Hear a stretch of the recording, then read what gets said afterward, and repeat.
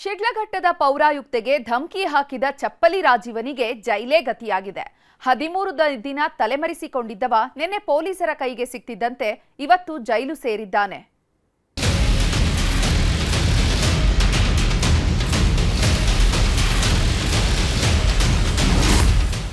ಹದಿಮೂರು ದಿನಗಳಿಂದ ತಲೆ ಮರೆಸಿಕೊಂಡಿದ್ದ ಧಮಕಿ ರಾಜೀವ್ ಗೌಡ ಕಂಬಿ ಹಿಂದೆ ಹೋಗಿದ್ದಾನೆ.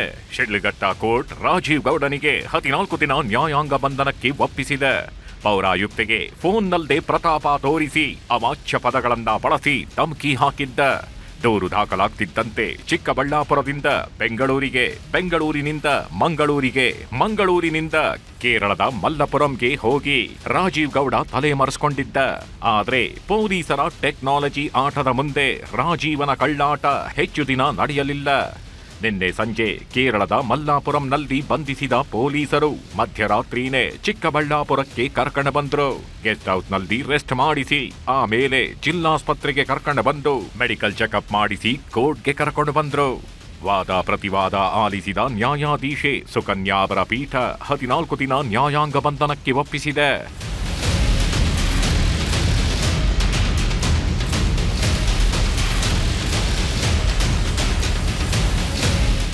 ರಾಜೀವ್ ಗೌಡ ತಲೆ ಮರೆಸಿಕೊಂಡು ಓಡಾಡ್ತಾ ಮಂಗಳೂರಿಗೆ ಹೋಗಿದ್ದ.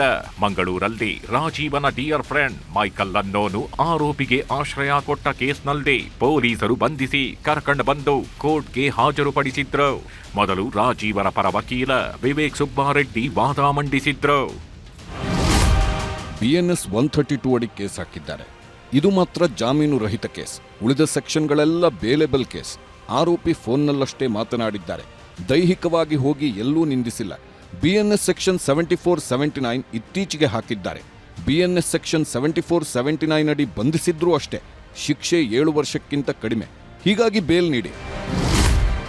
ಆರೋಪಿಯ ಮೊಬೈಲ್ ಇನ್ನೂ ಸೀಸ್ ಆಗಿಲ್ಲ. 12 ದಿನಗಳಿಂದ ಸಾಕಷ್ಟು ಕಡೆ ತಲೆಮರೆಸಿಕೊಂಡಿದ್ರು. ಅಲ್ಲಿ ಎಲ್ಲಾ ಕಡೆ ಹೋಗಿ ಮಹಾಜರು ಮಾಡಬೇಕಿದೆ. ತೀರಾ ಕೆಟ್ಟದಾಗಿ ಮಾತನಾಡಿದ್ದಕ್ಕೆ BNS 132 ಹಾಕಿದ್ದಾರೆ. ಎಲ್ಲರ ಮುಂದೆ ಹೇಳೋಕ್ಕಾಗಲ್ಲ, ಅಷ್ಟು ಕೆಟ್ಟ ಪದ.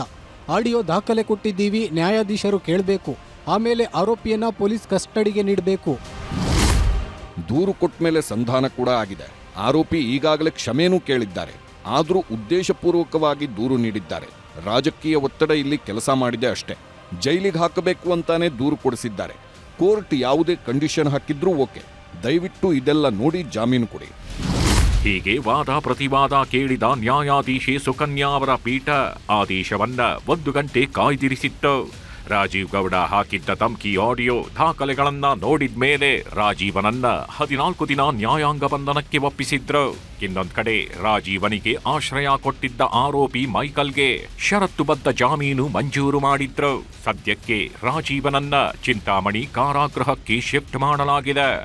ಒಟ್ನಲ್ಲಿ ಮಾಡಿದ್ದುಣ್ಣೋ ಮಹಾರಾಯ ಅನ್ನೋ ಹಾಗೆ ಮಾಡಿದ ತಪ್ಪಿಗೆ ಧಮಕಿ ರಾಜೀವ ಜೈಲು ಸೇರಿದ್ದಾನೆ. ಮಂಜು ಆರ್ಯ ಜೊತೆ ದತ್ತಾತ್ರೇಯ, ನ್ಯೂಸ್ 18 ಚಿಕ್ಕಬಳ್ಳಾಪುರ.